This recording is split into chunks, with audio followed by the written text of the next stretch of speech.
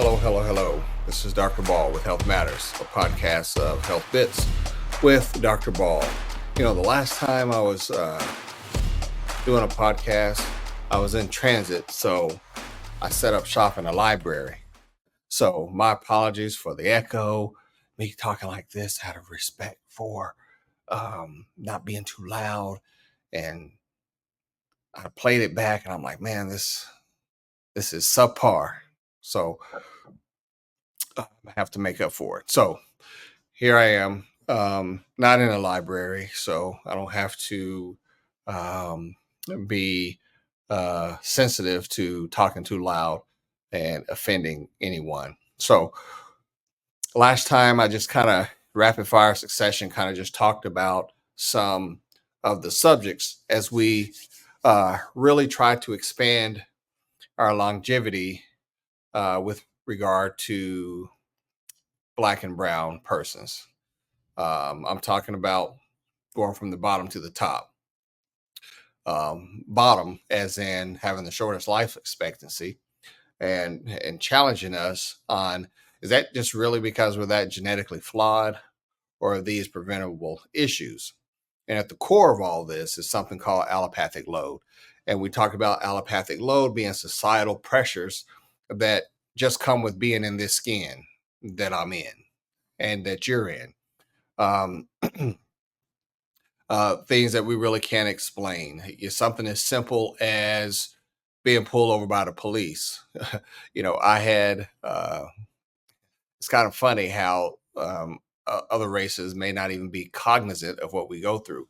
So, eh, so I'm kind of going off the beaten path, but I just want to share this just as a point. So, a white gentleman, an ambulance driver, a paramedic, we was talking about police and traffic tickets and so forth and so on. And he was share with me and another Black physician, and he was like, uh, I'll tell them, no, I'm not getting out of the car. You can't make me get out of the car. I didn't do anything wrong. I know my rights. And no, you can't search my car. And before I give you my license, you need to tell me what you're stopping me for. And he said it emphatically with confidence. And as he verbalized, I know my rights.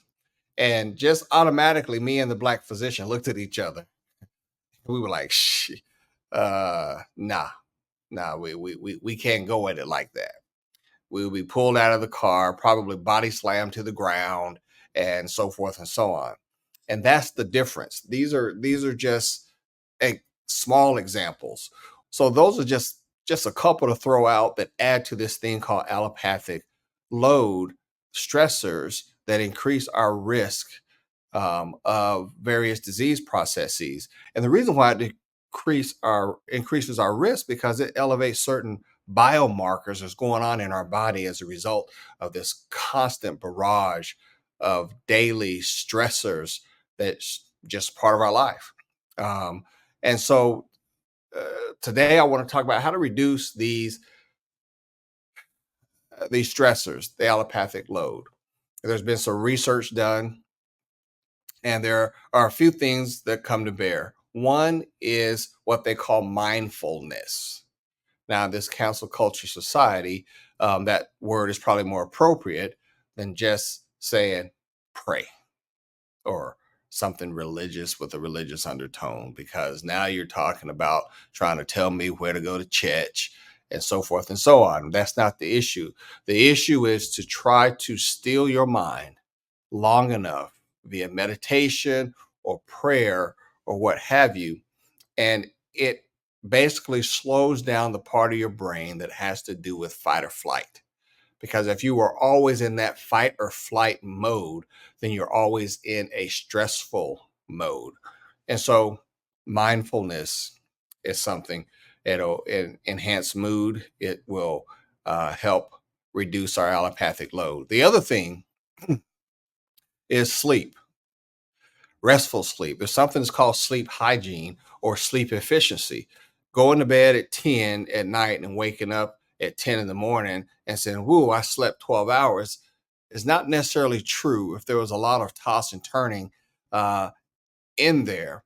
And then uh, uh, very little deep sleep, very little rapid eye movement sleep. Those things are important. You hear people say it all the time. REM sleep.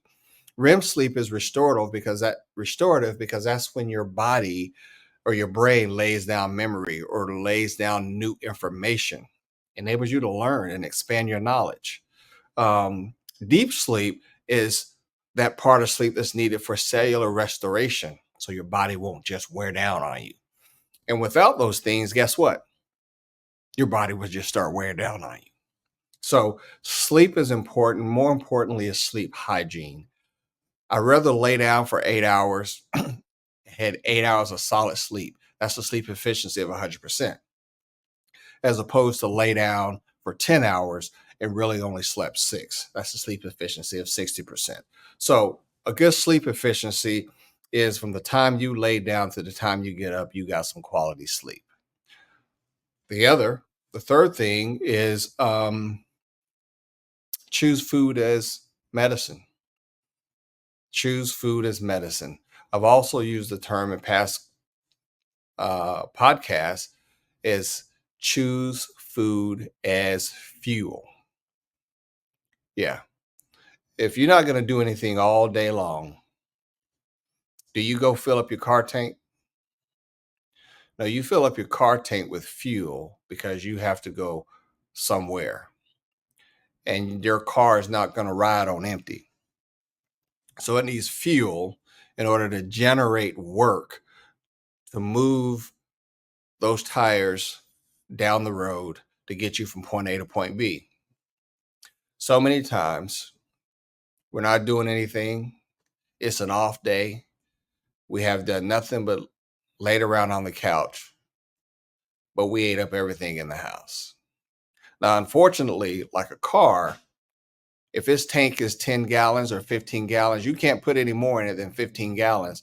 And you're just going to start spilling gasoline all over the place. And none of us want to be wasteful.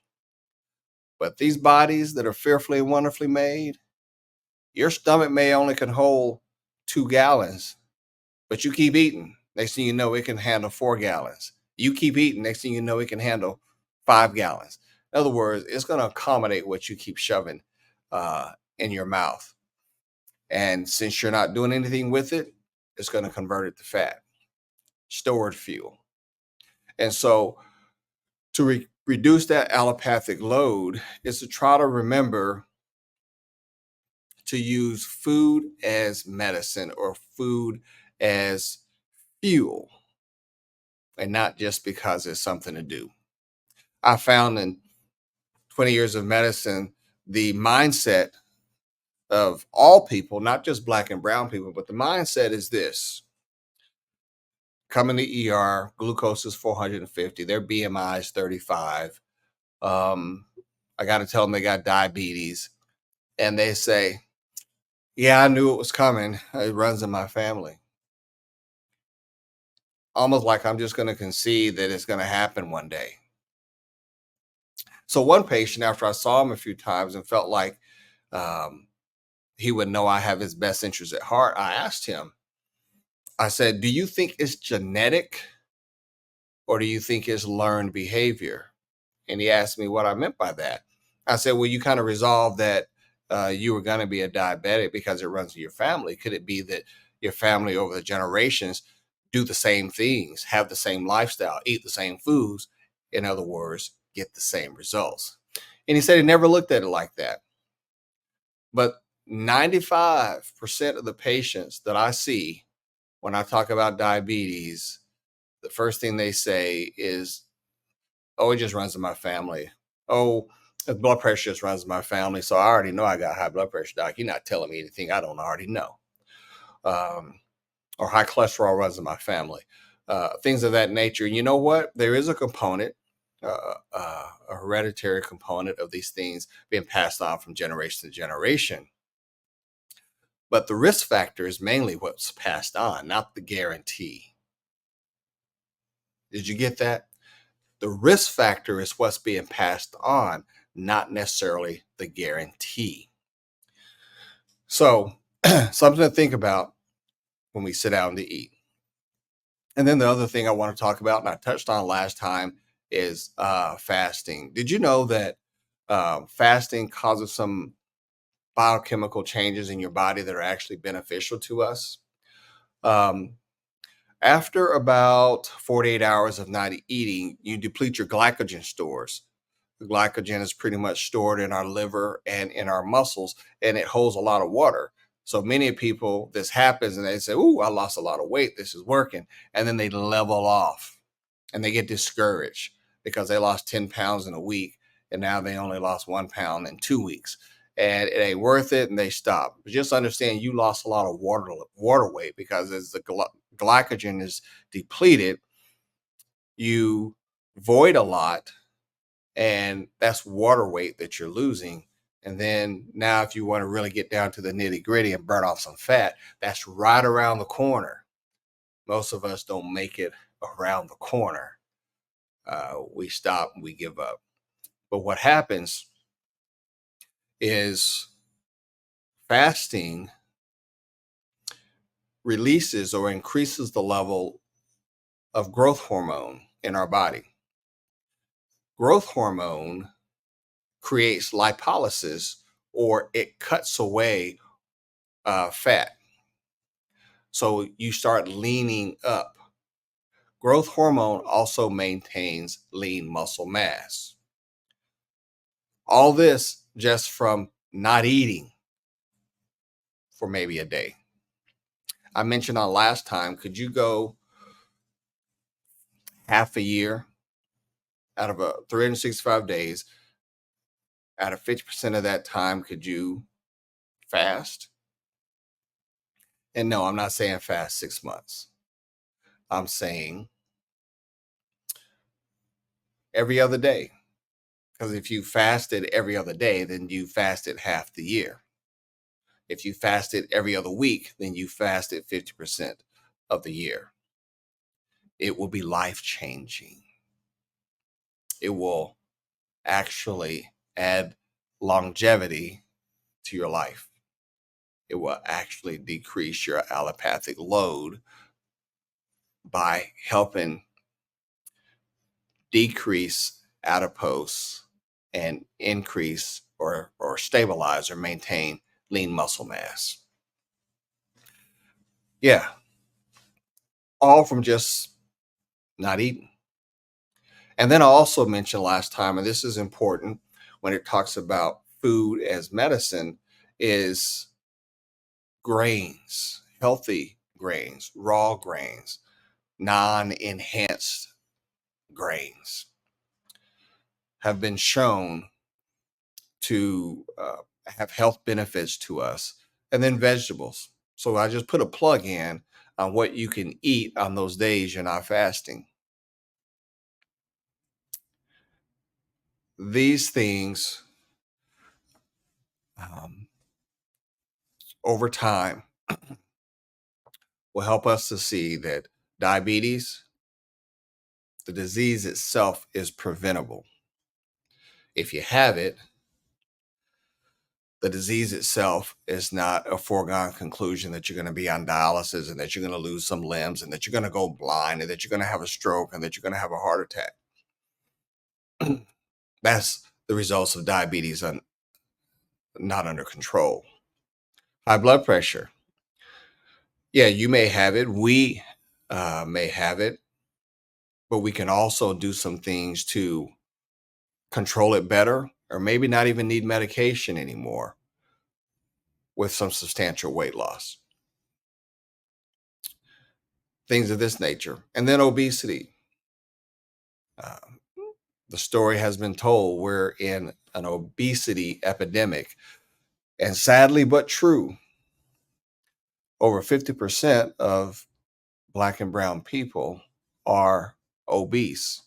And again, is it because our genetic pool is so flawed?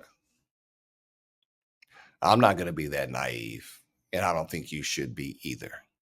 Is it because, well, that's how mom and them was, so I'm big bone too? No, I think not. I think sometimes dysfunction is normalized as functional when you've been dysfunctional for a long time. Did you catch that? I think not the healthiest behavior can be normalized as healthy behavior when it's been done generationally. And then sometimes there's outliers. You know, Big Mama lived to 85 and she was over 200 something pounds. So I don't know what you're talking about. Well, uh, don't deceive yourself that the outlier is the norm. There's a reason why when you type life expectancies amongst the races, we have the lowest life expectancy. And I dare not say it's because of our genetic predisposition. It's from things that can change. And we talk about generational wealth. We talk about stabilizing the family unit. We talk about all these things. But yet, when it comes time for the king of the throne, the patriarch of the family, to stand tall and guide his family to the next generation, he's already on his last leg dying from multiple preventable illnesses that is zapping him of his vigor and has stolen his family pride to where he feels unworthy to stand up and tell anybody anything. So you can see how it has a snowball effect. And I'll close with this just for today. Um, when it comes to physique, when it comes to looking good, allow that to be a byproduct of lifestyle changes and not the goal. Because when it is the goal, we'll change things solely for the purpose of that summer physique. And then comes winter, and we all are like bears ready to hibernate. But when the lifestyle changes, the physique is just simply a byproduct of it, and you have it year round. I'm gonna put a plug in right here. Some of you may have seen the video, you know, of me, um, you know, doing a teaching, and then somewhere in that teaching, you might hear um, music play. When that music plays, it's kind of your cue to know that, uh-oh, it's time. Let me get ready. And just so you know, the videos of those events will be aired on Sundays, but those live videos where you can chime in and say, "Hey, I know that song. That's Fresh by Cool in the Gang, and this is my verse I want to sing," and you just start singing that verse and cha-ching. Um, I bless you through Cash App for your participation in the show, dialoguing about medicine, and also being able to name that tune. Um, that could be done Monday. That could be done Tuesday. That could be done Wednesday. I'll just simply send out. Hopefully, my subscribers will see. I'll send out. Um, Going live tonight, talking about diet. Um, then you could be ready, and obviously, you will witness it if you're on the show live, if you're participating, if you're in the audience. But then it'll also uh, be polished up and edited and um, aired on Sunday evenings, which is normally the slot I use. And sometimes my schedule gets hectic, but I'm trying to honor what I say I'm going to do. So, anyway, I gave you some information today. Um, I'll give more information as we kind of go through reducing this allopathic load so that um, we can have an extension in our longevity, just like everybody else. Some things we're not going to change. Thankfully, the whole world isn't like that. What I mentioned earlier, um, going in the stores and getting looked at sideways, but there's a remnant, there's a relic still out there that don't want to let go of the past, and so it's a constant burden to us. But thankfully, there's more out there, good people out there of other persuasions and races and colors that no longer see color, but just see fellow brother and sister um, in this journey, in this game called life. So until next time, this is Dr. Ball. Uh, I'll I'll be in touch, and the next time you hear from me, it's going to be live, and I'm going to play that clip. Somebody's going to name it. Somebody's going to sing for us, and somebody's going to. I'll be blessed with some money. Until then, God bless.